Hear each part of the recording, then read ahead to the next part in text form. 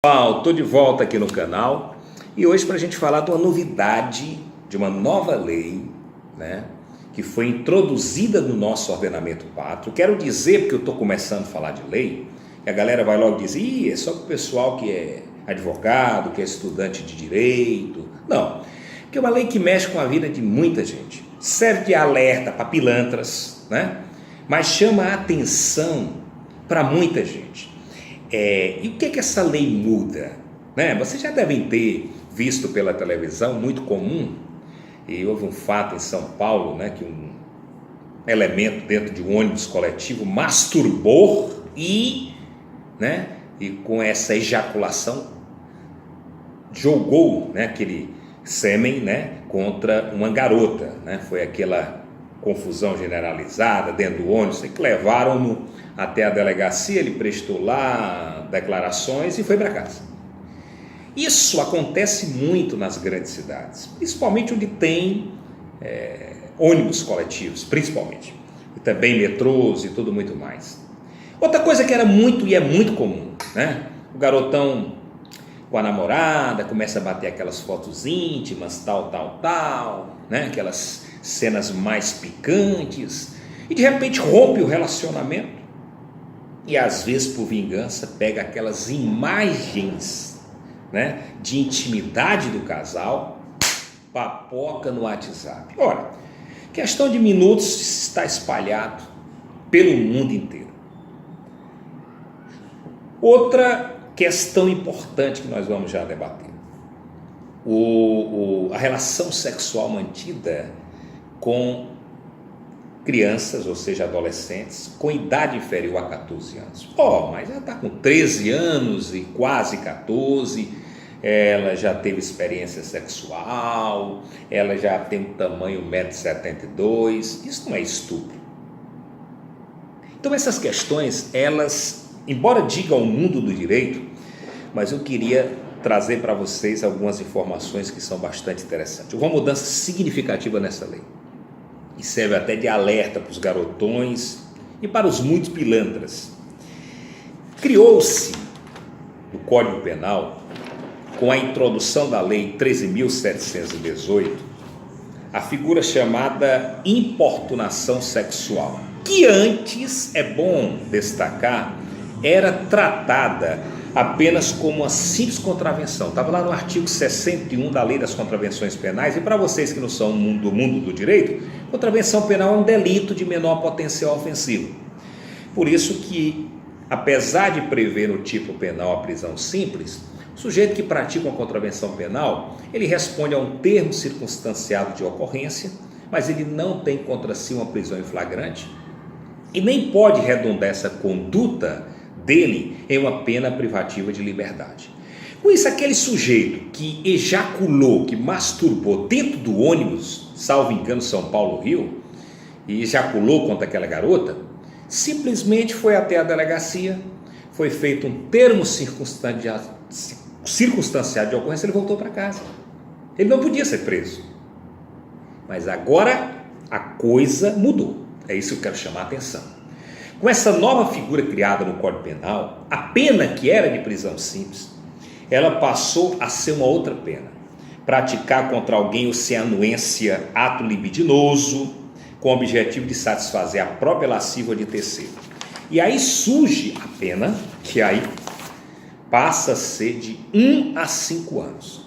E para você que não é versado no direito, não é estudante de direito, o que isso significa? Significa que aquela conduta que foi praticada no ônibus, que o sujeito ejaculou contra a moça, um absoluto desrespeito, e voltou para casa achando graça, se hoje vier a acontecer após esta lei, o que ocorreria? Ele seria preso em flagrante e poderia permanecer preso respondendo ao processo. Porque como a pena é de 1 a 5 anos, caberá até a prisão preventiva, que é uma prisão cautelar, uma prisão antecipatória.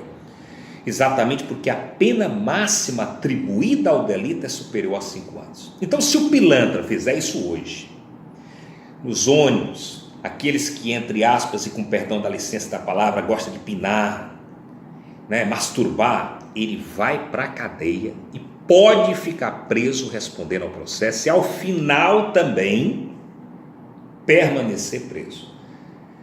Obviamente perde a primariedade, sofrerá uma restrição de liberdade e a execração pública. Eu acho que essa mudança legislativa ela veio em bom tom. Mas há um detalhe importante também, que é muito comum nos dias atuais com essa mídia espalhada de forma violenta. O sujeito, na relação íntima, privada, ali bate uma foto da namorada, o namorado, a namorada manda aquela foto sensual porque o namorado está distante alguns quilômetros e de repente o pilantra ou a pilantra joga nas redes sociais, joga pelo WhatsApp. Mulheres já se suicidaram, aconteceu o que você puder imaginar. O que acontece hoje? Aí temos também dentro desse processo a divulgação de cenas de sexo, de pornografia, a pena também é de 1 a 5 anos.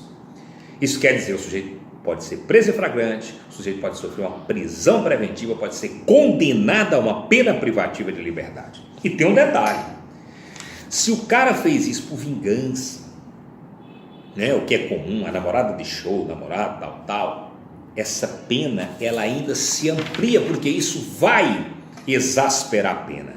Ou seja, nesses crimes, quando isto ocorre por esse tipo de atitude vil da vingança, nós vamos ter um aumento, né? Nós vamos ter um aumento da pena, uma exacerbação da pena, que aqui vocês, para o público, né, entender um pouco essa compreensão, vai de 1/3 a 2/3, ou seja, essa pena que pode chegar até 5 anos, pode ir além de 5 anos. Então são mudanças legislativas bem interessantes. Eu queria destacar mais uma, né, uma aqui que eu também achei interessante, né, aquela estupro coletivo, né, que o concurso de mais agentes também exaspera a pena, e surge a figura do estupro corretivo, que aí também para controlar o comportamento social sexual da vítima, aquele sujeito que não admite que aquela menina seja lésbica, seja homossexual, e estupra com o propósito de corrigi-la, né? Como quem diz, não, você tem que assumir sua condição feminina, seu corpo é feminino. Ora, imagine a intensidade do sofrimento que uma vítima dessa tem sobre si. Então, dentro desse contexto, essa pena irá se exasperar mais ainda naqueles crimes, né, contra a dignidade sexual, de profundo preconceito dentro dessa dignidade sexual. E é importante destacar que essa ação ela é penal pública incondicionada, não depende da vontade da vítima. Se for noticiado, houver a notícia crime, é preciso que seja instaurado um inquérito policial. Este inquérito policial é encaminhado ao promotor de justiça, que é o autor da ação penal pública, e ele ingressa com a denúncia. Se o réu já se encontrar preso em flagrante, essa prisão em flagrante poderá ser convertida em prisão preventiva e ele vai responder ao processo sobre prisão cautelar. Isso não quer dizer que ele não possa ingressar com habeas corpus, isso não quer dizer que ele não possa ingressar com pedido de liberdade provisória, isso não quer dizer que ele não possa utilizar os instrumentos que também o direito garante ao réu. Nós não temos no nosso ordenamento pátrio o direito penal do inimigo, o direito penal objetivo. Não, nosso ordenamento pátrio, de fato, né, é a proteção do direito, da dignidade da pessoa humana. Mas essas mudanças legislativas eu as considero fundamentalmente importantes porque elas mexem com o dia a dia da vida da gente. Exatamente porque hoje tem sido muito comum tais práticas, tanto nos coletivos quanto nas cidades de médio pequeno porte, onde as pessoas se aproveitam, né, para esse tipo de comportamento inadequado. E também por essa mudança legislativa que, de certa forma, vem ao encontro daquilo que muitos doutrinadores do direito assim há muito desejavam. Fica, portanto, aí a dica, Mais informações vocês procuram lá no Google, né? Lei 13.718/2018, vocês vão lê-la na íntegra, né? Aqui é só um café pequeno para a gente poder entender. Um abraço e até o próximo vídeo.